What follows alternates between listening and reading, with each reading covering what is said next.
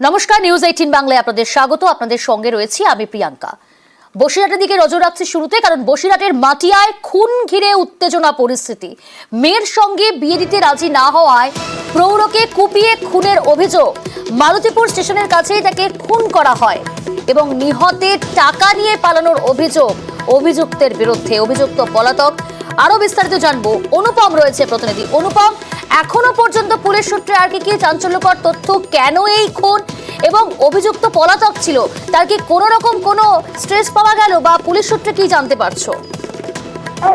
দেখো প্রিয়াঙ্কা, এই যে মাছিয়া থানার যে কোড়াপাড়া এলাকায় যে খুনের ঘটনাটি ঘটেছে, এটা হচ্ছে জব্বর মোল্লা নামে এক ব্যক্তি প্রৌঢ়, তাকে খুন করেছে নাজিম উদ্দিন মোল্লা নামে এক যুবক।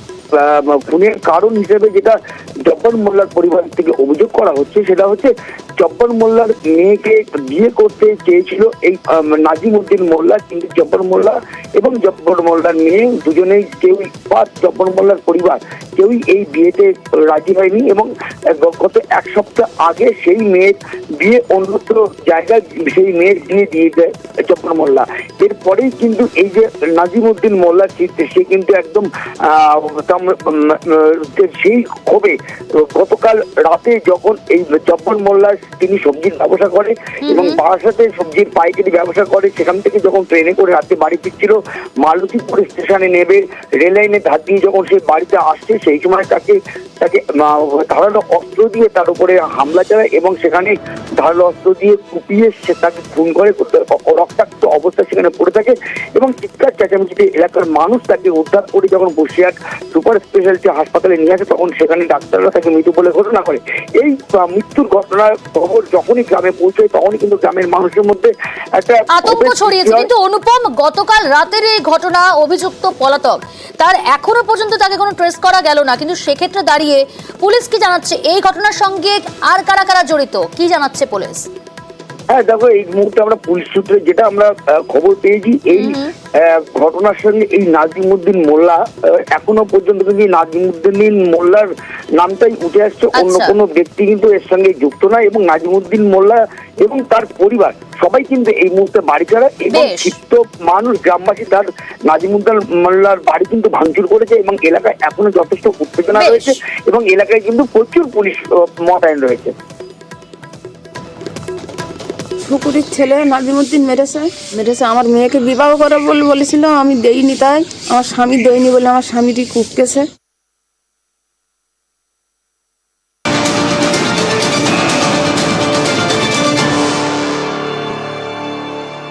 এই মুহূর্তে অগ্নিকাণ্ডের ঘটনার দিকে নজর রাখছি। বারাসাতে পরপর দোকানে আগুন। বারাসাতের হরিতলায় 4টি দোকানে আগুন। স্টেশনের কাছেই রেল গেটের পাশে আগুন লেগেছে।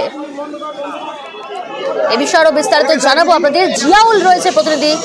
তবে তার আগে আপনাদের জানাবো, বারাসাত রেল স্টেশনের কাছে দোকানে আগুন। পরপর 4টি দোকানে আগুন।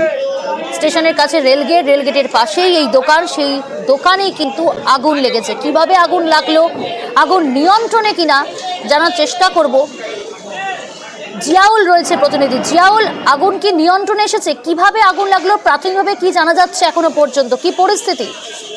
দেখো, প্রাথমিকভাবে যেটা মনে করা হচ্ছে যে এলাকার মানুষ, যারা দোকানদার, তাদের স্পষ্ট বক্তব্য, হঠাৎ একটা বিকট আওয়াজ হয় এবং সেই বিকট আওয়াজ হওয়ার পরই একেবারে 12 নম্বর রেলগেট লাগোয়া একের পর এক পরপর দোকানে কিন্তু দাউ দাউ করে আগুন জ্বলে যায় এবং প্রত্যক্ষদর্শীর দাবি যে একটি পায়রা সেখান থেকে উড়ে যাওয়ার সময় কোনো রকম ভাবে শর্ট সার্কিট হয় এবং সেই সময় আগুন লাগে এবং পরপর ভস্মীভূত হয় একের পর এক দোকান। এখনো পর্যন্ত প্রায় 4টি দোকান ভস্মীভূত হয়েছে, প্রায় সবগুলোই কিন্তু কাপড়ের দোকান, এমনটাও কিন্তু মনে করা হচ্ছে।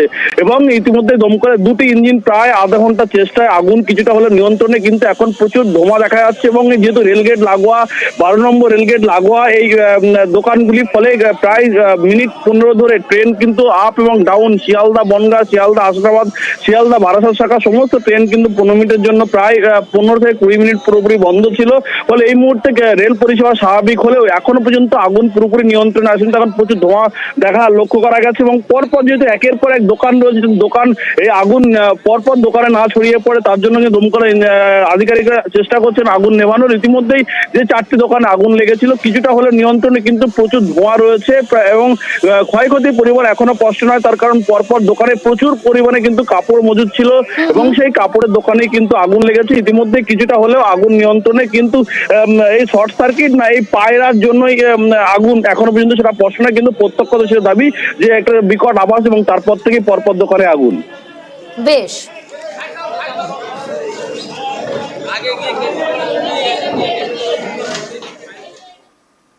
পুরকর্তার আত্মহত্যায় ধৃত মহিলা। উত্তর ব্যারাকপুর পুরসভার ভাইস চেয়ারম্যান আত্মহত্যা করেছেন এবং সেই আত্মহত্যায় এবার গ্রেফতার একজন। পুরকর্তার আত্মহত্যায় প্ররোচনার অভিযোগে গ্রেফতার করা হয়েছে মহিলাকে। অরুণ রয়েছে প্রতিনিধি। অরুণ, কি পুলিশ সূত্রে কি জানা যাচ্ছে? কারণ নিখোঁজ ছিলেন একটা গোটা দিন এবং বাড়ির চিলেকোনা দেখেই তার দেহ উদ্ধার করা হয়। সেই ঘটনায় এবার একজন মহিলাকে গ্রেফতার করা হলো। কি কারণে মহিলাকে গ্রেফতার, কি যোগসূত্র পেল পুলিশ?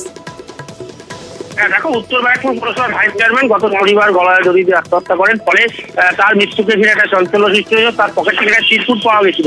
সেই চিরকুটে দেখা গেছে তিনি কয়েক লক্ষ টাকা মার্কেট থেকে দেনা করেছিলেন এবং এই দেনা সমস্তটাই এক মহিলা জয়শ্রী দাস নামে এক মহিলার অ্যাকাউন্টে সব জমা পড়েছিল। তিনি তাকে রীতিমতন ব্ল্যাকমেইল করতেন, প্রতিনিয়ত ব্ল্যাকমেইল করতেন। তিনি সেটা সহ্য করতে না পেরে এই আত্মহত্যা করেন। এই ঘটনার পর থেকে কিন্তু গা ঢাকা দিয়েছিল এই জয়শ্রী দাস। এরপর তাকে পুলিশ গোপন সূত্রে খবর পেয়ে তাকে এক আত্মীয়ের বাড়ি থেকে তাকে গ্রেফতার করে আজ তাকে ব্যারাকপুর আদালতে তোলা হবে। কারণ এই প্ররোচিত করার জন্যই কিন্তু তথ্যবাবু আত্মহত্যা করেছিলেন বলে পুলিশ সূত্রে খবর। বেশ,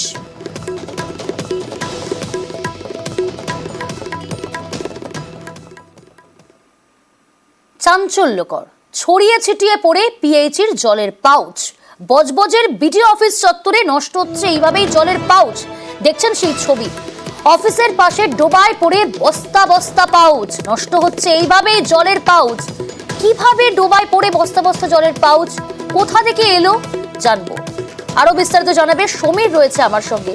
সমীর, এইভাবে ছড়িয়ে ছিটিয়ে রয়েছে পিএইচির জলের পাউচ, কিভাবে কোথা থেকে এলো এই যে বস্তা বস্তা জলের পাউচ? দেখো প্রিয়াঙ্কা, আমরা যখন গিয়েছিলাম ওখানে গিয়ে আচমকাই দেখতে পাই ভিডিও অফিসের পিছনে যে টয়লেটের জায়গা আছে সেই ওখানে ময়লা ফেলা আছে। ময়লায় বস্তা বস্তা পিএইচডি যে জলের পাউচ হয় সেই জলের পাউচের প্যাকেট বস্তা বস্তা ভর্তি পড়ে আছে। তখন আমরা ওখানকার যারা জেলা সদস্য আছে ওখানকার বজবজ ওয়ানের কানাইবাবু, তার সঙ্গে যোগাযোগ করি। সে ওখানে ছিল, তার সঙ্গে কথা বললে সে তখন ক্যামেরার সামনে কোনো কথা বলতে চায়নি। সে তখন বলছে এটা পুজোর সময় আনা হয়েছিল, আনার পরে যেটা যেহেতু ডেট ওভার হয়ে গেছে তাই জন্য ওটা ফেলে দেওয়া হয়েছে। কিন্তু কানাইবাবু যে জানে না ওই পিএইচডি যে পাউচ তার মধ্যে কোনো ডেট থাকে না।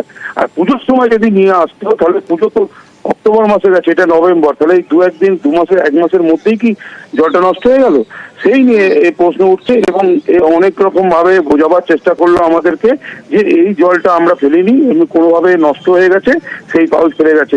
কিন্তু এই জল অপচয় করা যে খারাপ, এই যে জলের জন্য জলই জীবন, সেই নিয়েই যে এই চলছে, সেই জল এখানে ফেলেছে, কোনোভাবে কোনো উত্তর ওরা সদুত্তর দিতে পারেনি। বেশ।